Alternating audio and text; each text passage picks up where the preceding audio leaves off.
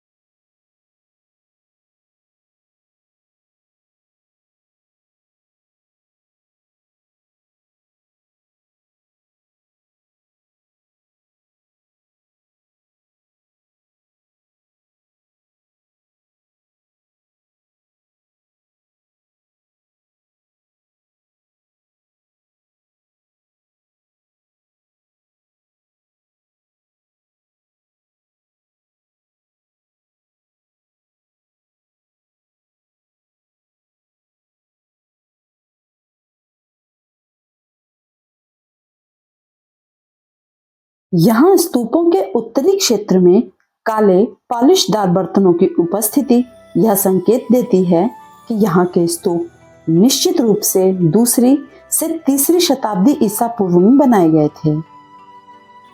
यहाँ पर क्या, कहाँ और कैसे पाया गया और इसकी विशेषताएं क्या हैं, इसके बारे में बताते हुए डॉक्टर मिश्र कहते हैं,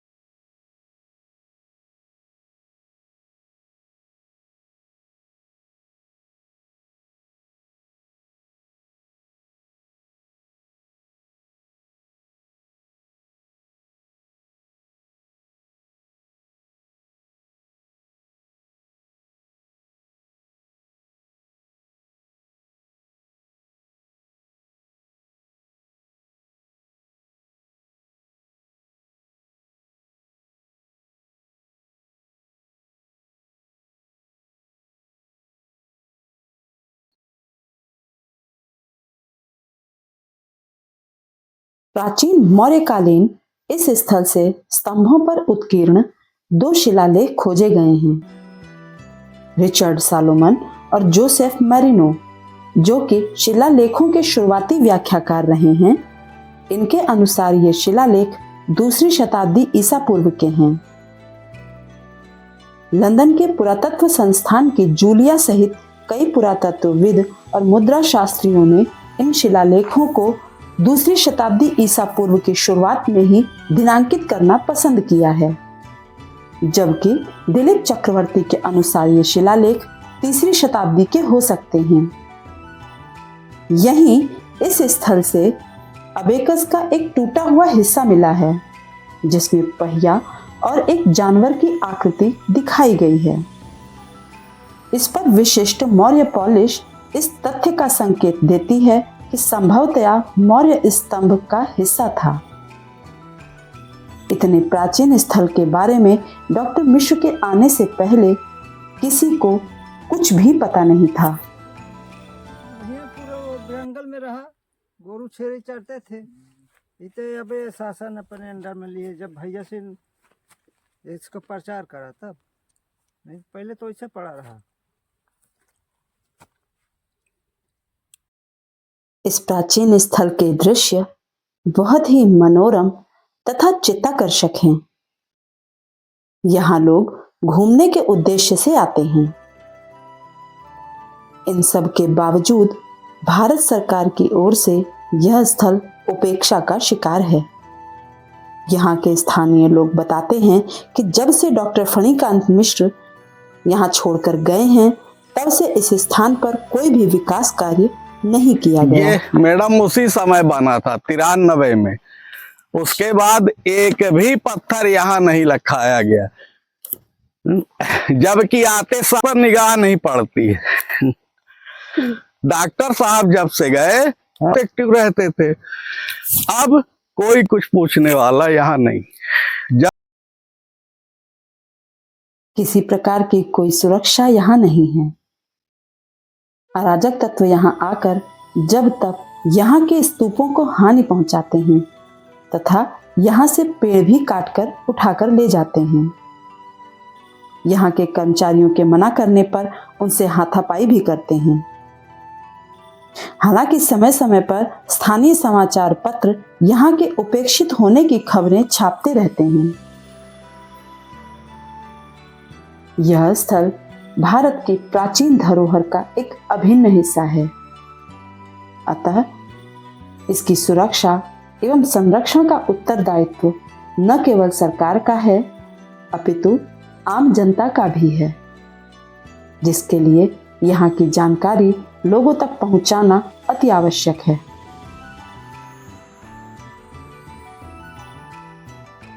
यदि आपको हमारे वीडियोस पसंद आ रहे हैं तो लाइक जरूर करें और ऐसे ही ऐतिहासिक स्थलों एवं अन्य ऐतिहासिक जानकारी के लिए चैनल को सब्सक्राइब करना ना भूलें।